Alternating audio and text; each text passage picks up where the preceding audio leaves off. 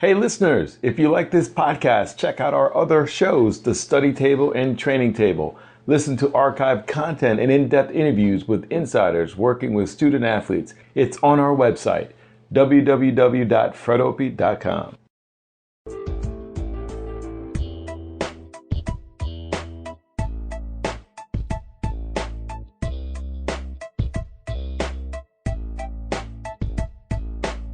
Welcome to the Dinner Table, a discussion with food as a lens into cultures and societies. I'm your host, Fred Opie. In October of 2011, I made my way to the epicenter of the Occupy Wall Street movement to speak to members of what they call the People's Kitchen. What you're about to hear is a number of interviews I did as part of my larger series called Feeding the Revolution: The Role of Food in Social Movements. The People's Kitchen didn't just emerge out of nowhere, but it's part of an earlier movement known as the Rainbow Gatherings. The Rainbow Gatherings has a long history, and we'll learn more about it as we go along. On this journey, you'll meet people who came to Occupy Wall Street from New Jersey, Wisconsin, San Francisco, and other parts of the United States. Napoleon said that an army marches on its stomach. What we learned is that the army marches on its stomach as the people make the food. As I walked around Occupy Wall Street on this windy and cold day in October and saw Michael, I was surprised to find that he had a British accent. Michael, where are you from? originally from England, in the United States for 40 years. And how long you been down at Occupy Wall Street? I just got here. Just today? So what do you think? You've seen other movements like this? Absolutely. And what role do you see food playing in social movements? It's the core of it, just like in life. I mean, that's where it all begins. It's good nutrition, good food. And would you say that the kitchen here is, have you ever seen like a movement as... Kitchen like this? Yeah. I learned to cook at a thing called Rainbow Gatherings. What was that? Rainbow Gathering is an alternative 4th of July. Started after the Woodstock Festival, and the hippies chose a place in the National Forest to gather every July, the 4th, to pray for peace. And you work at a kitchen like this? And it's kitchens like this. All the food is donated, all the labor is donated, and everything works on gift economy. And we fed thousands of people. We cooked outdoors on wood fire. And this is something that is still happening every year. So you see similar things here? I heard a little rumor that some of the people that got this going at the first were people from Rainbow Gathering, because we all have experience in organizing this kind of camp kitchen to feed lots of people, stay clean, keep people... So some of these people have much older roots and they're bringing that history here. So this is not something new, you're thinking? No. What you see here is lots of young people like this, and they're occupying the park, and thank goodness they are. Some of them are working, but you can see a lot are hanging out and talking and ranting. The people who are keeping this running are people, well, I'm 70, I'm older than most, but it's people 40, 50, 60, 70, with some young people who have the know-how, have the experience, have got the sort of, the strength and the serenity to hold it together with all the stress, and it's to assert the people's right of free assembly. How old were you when you did your first movement? As a college student, so I was 19, University of London, Aldermaston, Peace March, Bertrand Russell, English Peace Movement, and then I got into anti-nuclear organizing when I came here. Yeah, the kitchens at Seabrook.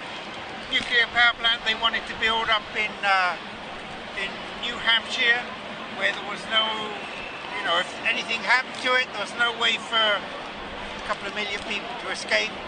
And we went in, we tried to stop it being constructed. Oh yeah, we had a big kitchen there.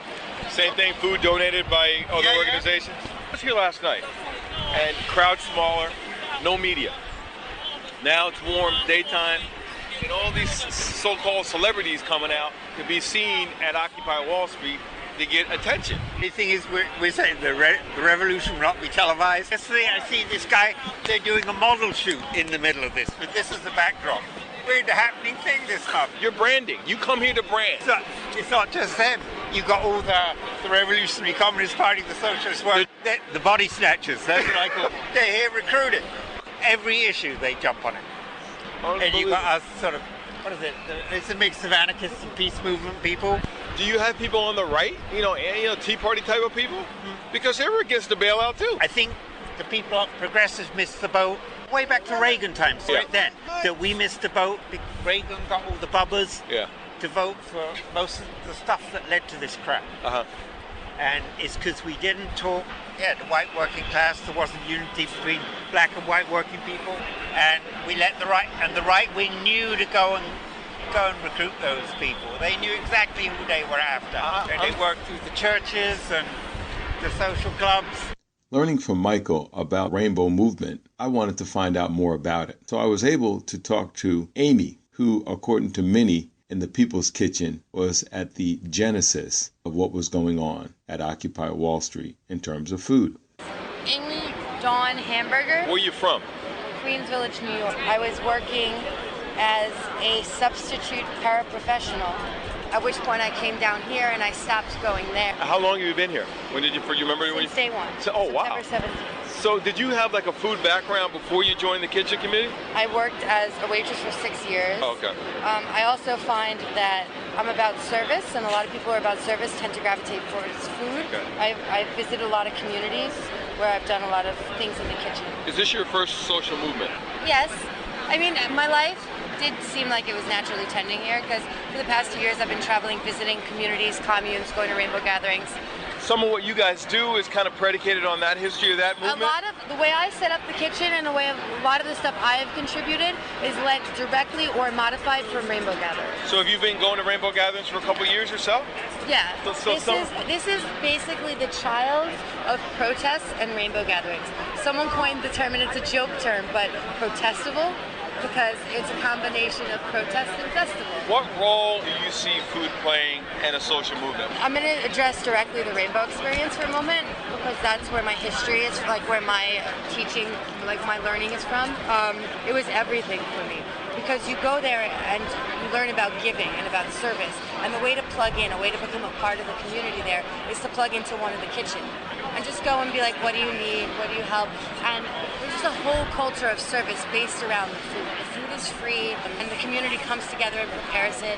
And usually there's a group circle, and one of the camps will serve the food. So it's about family, it's about togetherness, and it's about selfless service. But how many people would attend a rainbow event? If it were nationals, it's tens of thousands. I'm not sure. So there are regional and there's a national? Yeah. And regionals are much smaller, from 100 to 1,000. 100 to 1,000. And then the other one you say could be as much as 10,000. Could be more. Have you been to a national? I have been to a national. So in a national, you must have several kitchens then. What it is, and it might be part of a solution to a problem we're having here, is there's different families and there's different camps. So there's like a New England kitchen, and there's the kitchen that believes in this, and then there's the street kids kitchen. There's different names for that. So they get together, and there's the kitchen that just cooks pancakes. Okay. So it's many communities within the larger community. Very, very interesting stuff. So food is everything when it comes to that. Is this a good template of what you've learned, of what you saw, or have you done some different things here compared to that? There are definite different things because of the nature of this as opposed to rainbow gathering. A rainbow gathering is in the woods. Does that make it easier or harder? Different. Okay. Different. I mean, we have resources here that we would not have there, and there's resources there that we would not have there. For instance, there'd be running water there of some kind that you can filter. We don't have that. But we also have stores and people donating food, and plenty of food and resources that we do not have in the woods. So it's adapting that. I'm going to give you a little history directly. Okay. The first few days were very, very rough. Like, organization was an issue. We kept getting like all this dumpster bread, and there was an issue. We were concerned about the health inspector, and there's all this stuff around. So I ended up staying up all night organizing and laying out a tablecloth. And one of the things I did was to try to make it more like home. I started writing signs out. And one of the signs that is very much like the rainbow idea was if you see something that needs to be done, do it. Okay. And I kind of feel that's what's behind the movement. Okay. From that, I ended up getting a lot of volunteers. What's now been built is I kind of started to learn how to empower people, and those people kind of learned how to empower. And we have a core group of like at least 20 people in the kitchen right now now that are empowered to act and don't feel like anyone's leading them and work together. And that hopefully that will grow, because even now we're overworked. Well, Amy, would you say that you are the brains of the operation? I would say I gave birth, but at this point, I'm just as much a player as anyone else. It's its own organism, and it should have a life of its own that I'm still a part. I kind of nurture the kitchen. What happened was, first day I came here, they said split into work. One of them was food. I said, no, I'm not going to go to food. I always go to food. I'm not doing food. Okay. I went and walked towards that wall where arts and culture was going to be. And I'm like, finally, I'm honoring my artist. I'm going to go to art. That's your background, kind of artist? I mean, I'm an actress. Okay. Third day. What were your numbers like that first day? Not more than 100. What I learned at Rainbow Gathering was basically, in order to be part of the community, you have to work and you have to give of yourself in order to get back. There was one person who was running the kids. Chris, one person, and basically it was a pyramid of peanut butter jars and a bag of dumpster bagels. So I asked him, can I help you make peanut butter and jelly? And he said, of course. So I helped him. And it wasn't peanut butter and jelly, it was peanut butter. Later we got jelly. So I was making the peanut butter sandwiches, and I helped him for an hour or two, and I walked away. That night I came up to him, and of course, like a lot of people, he wasn't getting any sleep. He lived in the area. He's like, I need to go home and get sleep. I trust you. Will you watch the kitchen? And I said, okay. And I felt honored. It was like, all right. And so I did. And basically from there, that was it. Because there's so many things to take care of. Like, I didn't sleep that night, I don't think. The next night was probably the night that I was up 24 hours cleaning the kitchen. It was all me, and I was supposed to know everything. It was part of the bench with a pyramid of peanut butter and jelly. And I heard somebody say that you guys are literally getting pizzas sent from everywhere. Who set that up? Justin, who did it through Twitter. It was around the night that I stayed for the first time and I was asked to the kitchen. That's when the Liberatos thing started getting really big. Justin Twittered, send us pizza, and I guess he found this Liberatos, and it worked, and people kept getting pizza, and now they have like an amazing business from us. How do you keep from getting burnt out? I hear all the hours you're pulling. You're learning. Right now I'm setting up a program where I'm bringing in like teachers and leaders to help us how to sustain ourselves. Tonight we're having a meeting which I'm calling Sustaining the Occupiers, which is going to kind of let all the people that have been here for a month vent and talk about how they've been feeling. So we'll see. We're learning. Amy sure provided a lot of context of how these people were able to pull this off. One of the most interesting fellows I came upon next was Chris, who made his way to Occupy Wall Street after hiking on the Appalachian Trail. Chris, how long have you been here? Just about a week. I was hiking on the Appalachian Trail, and every time I went out to resupply, I heard it got bigger and bigger and bigger to the point where I said, I gotta go do some urban camping. I grew up in Englewood, New Jersey, but I live in Seattle the last 25 years. You heard this on the trail. I come out to resupply, and I'm a news junkie, so I'd find out the news, and first it was a bunch of people are doing it, interesting. Then it was 700 people arrested on the Brooklyn Bridge. I'm like, damn, I don't want to go to Rikers. Right. But they're brave. And then it started growing. I said, well, maybe I need to backstop the people who got arrested. And here I am. I didn't want to. I felt like I had to. Okay. What was that? Yeah. Because, I was up for the draft in the Vietnam War. Well, I wasn't up. The war ended in 74 and I turned 18 in 74. Okay. But they ended the draft in 72. Okay. But I didn't know that in 70. So I had been protesting because I saw it coming. So this is not your first social movement? Oh, no. And then there was the war movement, the anti-nuke movement, the civil rights movement. I grew up during all of those. Okay. So all those movements were my movements. Yeah. Do you see this one any different? Have you ever known anything to go global this fast? It's because of the internet and the ability to network. You didn't have that back then. In fact, I was hiking on the Appalachian Trail. Guys are hiking with Kindles and iPhones. The heart of this thing is the kitchen. Lots of people come by and they're impressed that how we're feeding all these people. Chris provided an interesting context to how people were finding out about Occupy Wall Street and people who came from a long history of civil disobedience and protest. Next, I met Beth, who came to Occupy Wall Street via San Francisco. She helped provide a sense of how a similar movement was going on the West Coast. What's your name? Beth. Where are you from?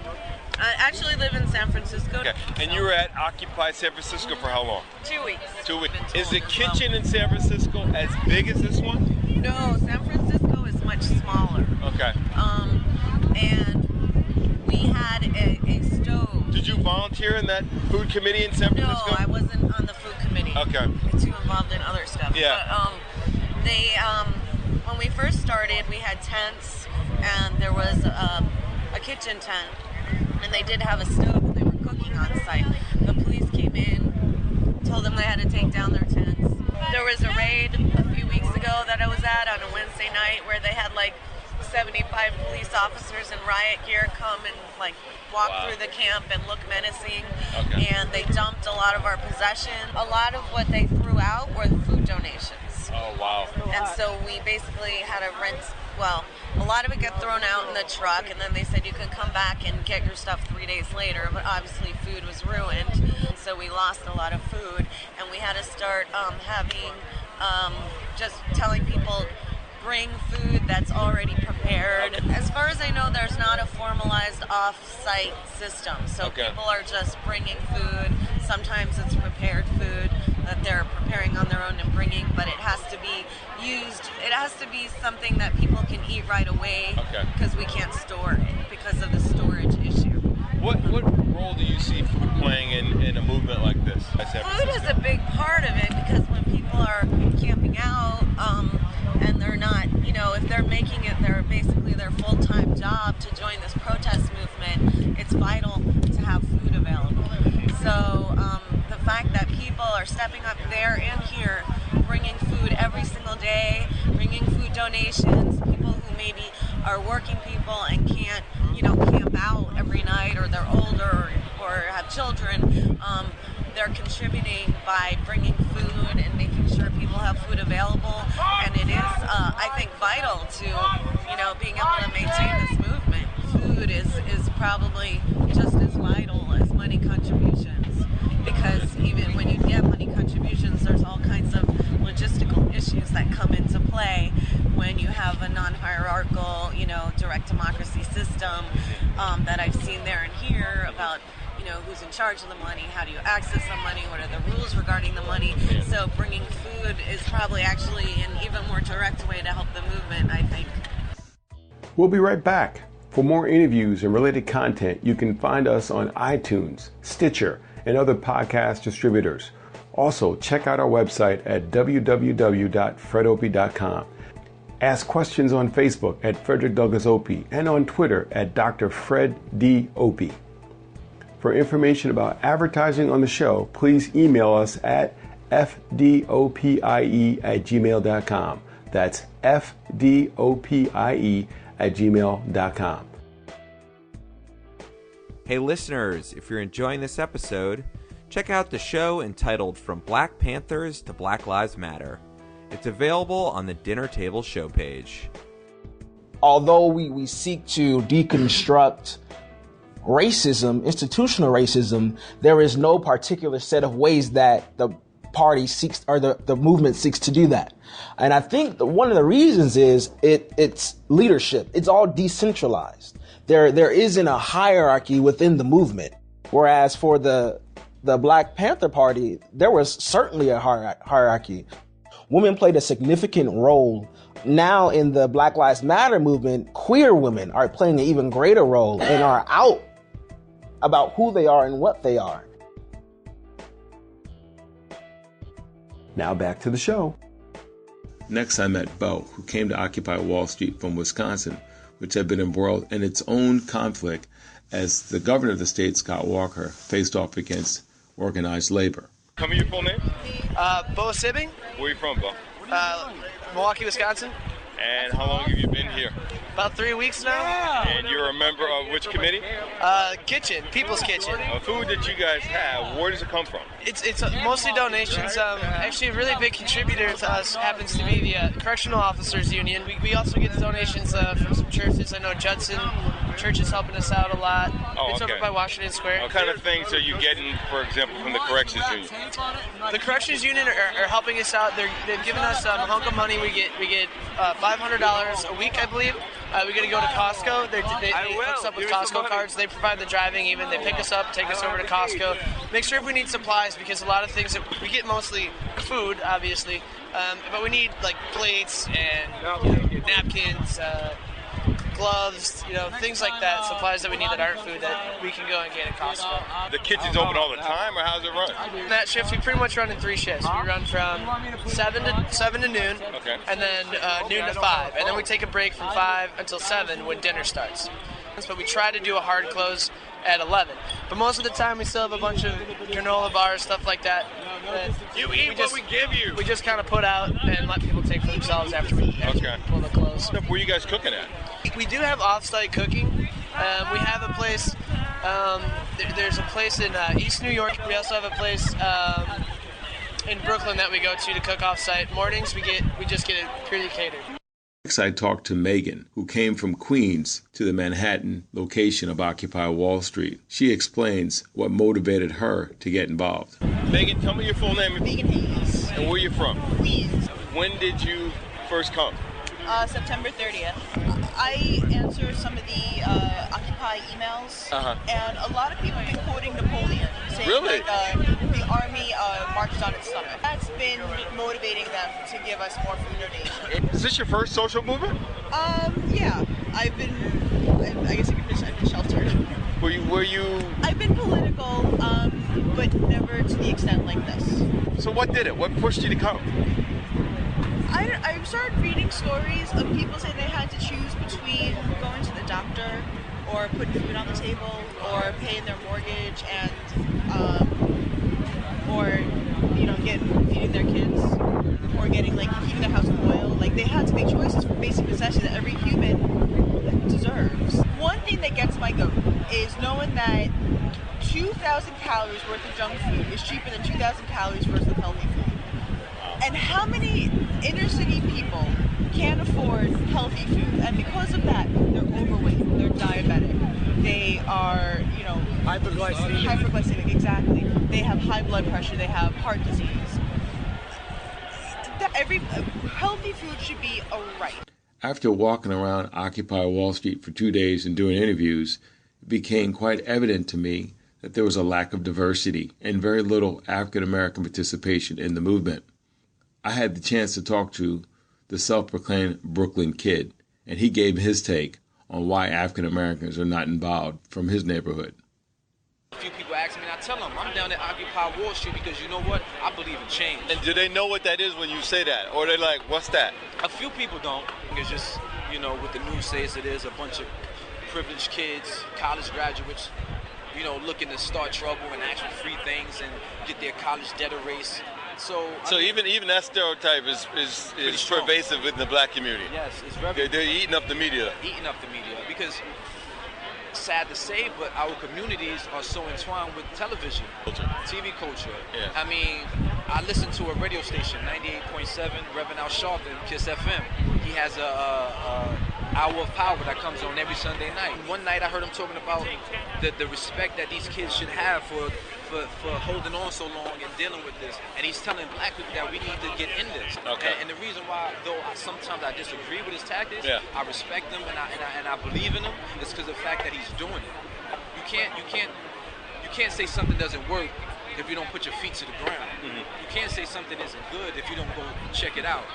That's like a book. You can't say it's not good if you don't go to the library and read it. You can't say there's no information if you're not trying to assert yourself in the world. So I mean, do you have the BLSs, the Kiss FM? Do you have the Amsterdam News? Are they talking about this? As far as the black media goes, yeah, because black media should be all over this. Yeah. In the sense that, you know what, they're saying 99%, and you can go in most urban black communities, and 100% of us, I don't care what job you have, somehow in some type of debt, some type of problem financially, out of work, some type of community issues where education is affecting our kids, or health issues where we don't have enough people with health insurance. So the black people should be in full force just like the rest of the world. However, there's a lot of stigma too. Protesting and activism is an I care type thing, and the black people, we're too cool for school. Not to generalize and say all black people are like that. Some are just genuinely scared, some don't know. So that's why I'm here, get information. How did you find out about it? Through the news. Okay. But I don't. Yeah. But I'm not too much of a believer what they put in newspapers. Well, you said you haven't swallowed the Kool-Aid. Especially if I ain't make it. You know, especially if I ain't make it, I gotta do a little bit digging. You know, I'm not a historian, but I know a little bit.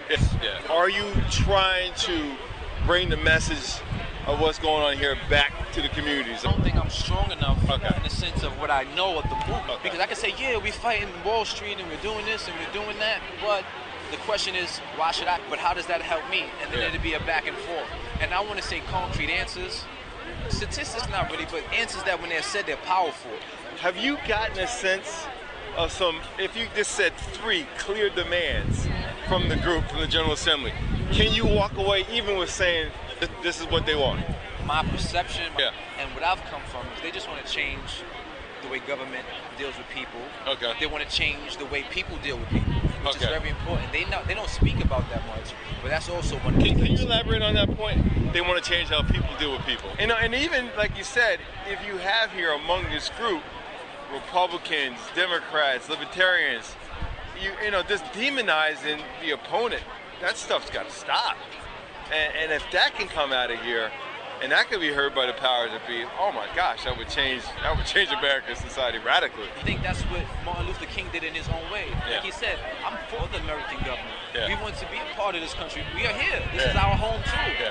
But if we got to sleep in the basement and you're not trying to clean out the basement, I'm moving up to the first floor. You know what I'm saying? So I mean, this is a beautiful thing in its essence. But all things have to grow, and the way this is growing, you know, who knows what it can be. We hear from Jabrell from Do or Die Bedside. Jabrell keeps it real with his perspective on Occupy Wall Street as an African-American male in his early 50s. What's your name? My name is Jabrell Muhammad, bro. I live in Bedford-Stuyvesant. Because I'm looking at who's coming down here, right? Now, I was shocked when I seen Alex Bowman come. That's the first day I walked by. Because what I actually did, brother, I stood across that street and just observed. Was peeping it. It was peeping. Then I wanted to see us who was here. So I want to see, is that really my brother, right? Or is it one of my brothers who know how to work it? But at the end of the day, I know where I came from. Because that's why I came in here to like look around. So this morning, I got up and close. I said, let me go in the circle now. There's a lot of things in here that caught my eye. What do you think about the food kitchen? Looking to roll the food and social movement that. The way that's got to work. We got to have some food. You know, the kitchen, that's going to work, brother. I've been homeless. I don't have a job now. Right? What I really want to do on a full-time basis, and God bless me, to feed some children 7 days a week, to let them know that somebody like yourself is successful, and that because we come out of some of the Russia's neighborhoods that we can make it. What's happening is we don't got that no more. The young brother only sees, you know, Saquon. That's all they see. Why soup kitchen? Because sometimes when you're feeding the mind, you can talk to people. I've been out network all the while. Operation Bed Basket back in the days, brother. You talk to a man, especially when he's starving, they know how to rap. They had them all in the hood back there, bro. They had them in Hempstead, New York, in the black suburb. So you're saying when you feed them, they're going to be more open to be able to talk some sense to them? Yeah, you can get some brothers right now. And you sat down, some hardcore brother. You sat down and you ate with them. Got them some real good food. And you can get some deep intel out of them. And they won't rob your ass. We say you don't rob nobody to feed you? They ain't feeding you, man. I'm going to end this segment with an interview with Thomas, a young man from Florida who decided to chronicle the work of the People's Kitchen, creating a manual that he hoped to disperse to other similar movements around the country and the world. Tell me your name. My name's Thomas Plessis. Where are you from? I'm from Tampa, Florida. And how long have you been here? I've been here for a little over 20 days. I'm actually working on a manual, like a handbook on what we've been doing here that people can add to and people can manipulate for their own cities and their own occupations. You're going to put it online? We're going to do a PDF and we're also going to do a hard copy. The opening chapter of the living handbook for organizing a working group in the occupied locales is entitled The Importance of Food and Social Movement. In our current system, leading empires control and waste most of the world's resources, while the dependent countries, or third world countries as we call them, struggle with famine and malnutrition as these atrocities run rampant. Food is a right, not a privilege. Free food and access and empowerment towards sustainable movements and communities is the heart of the changes for an increasingly populated planet and its people. Food is freedom, and sustainability empowers the people of this earth to be rid of any force that would seek to enslave, control, or intimidate them into a life of poverty so that a small few can grow fat off of the blood of innocent, hardworking people. I know the way you guys structure everything is kind of consensus politics of how you do things. Right, a little decentralized. With the food committee, when you get down to the local level, do you meet? When do you guys get together and decide what you're going to do? Organizational meetings that are open to anybody who wants to help in the kitchen.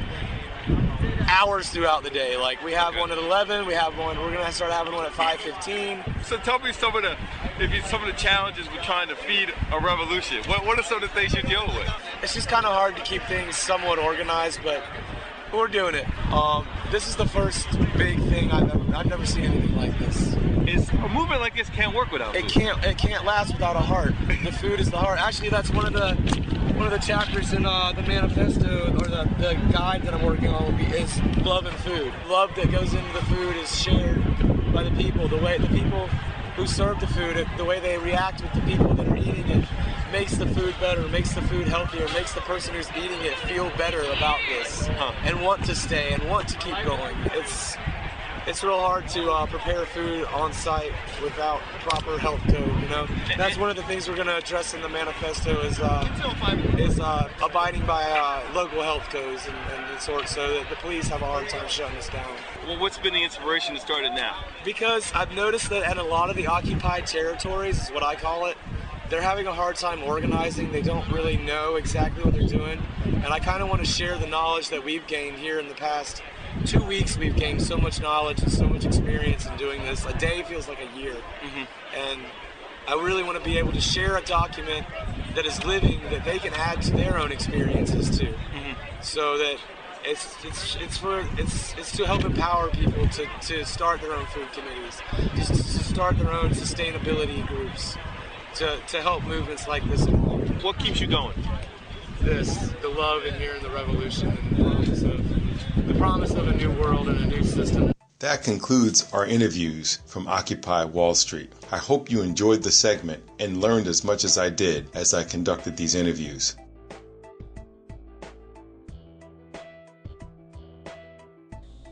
To check out our podcast archive, suggest show topics, and advertise on the show, and to book me as a guest and or speaker, visit our website, www.fredopie.com. That's www.fredopie.com. For information about advertising on the show, please email us at fdopie@gmail.com. That's fdopie@gmail.com. Thanks for listening, and be good.